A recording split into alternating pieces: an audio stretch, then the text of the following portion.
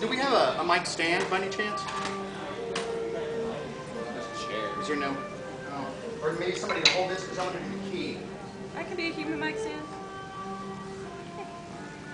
I love you. Where do you want me? Good. Just right here.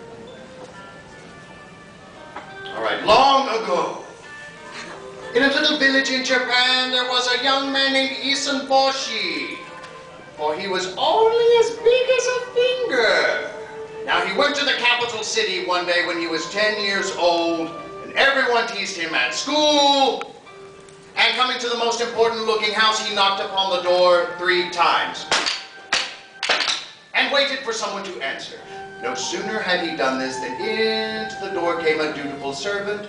She slid the door panel open, looked one way, the other, but seeing no one, closed the door.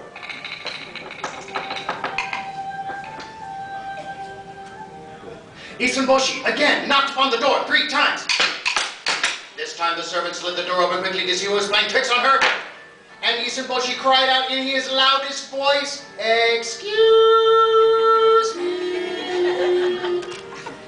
The servant looked down far, far, far below and was so surprised to see such a tiny 1-inch boy she giggled behind her fan. And called for the mistresses of the house and their lovely daughters to come see.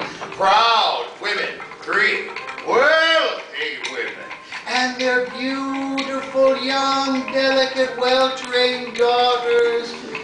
Lovely brides in training, each and every one filling the doorway.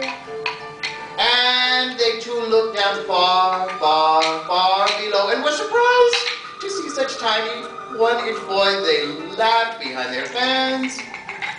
Isenboshi proudly introduced himself. "My name is Isenboshi." He nodded his head.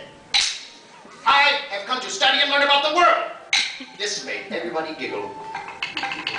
One daughter stepped forward and she said, "First, Isenboshi, you must learn to read and write before you learn about the world."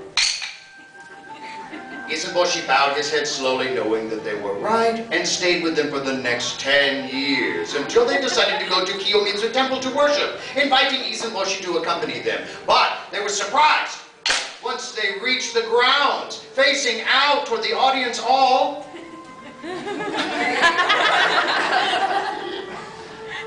There was not an earthquake at all, shaking them this way, and that way, and this way, and that way, until they realized as they sank down onto their knees from the mountains, a huge red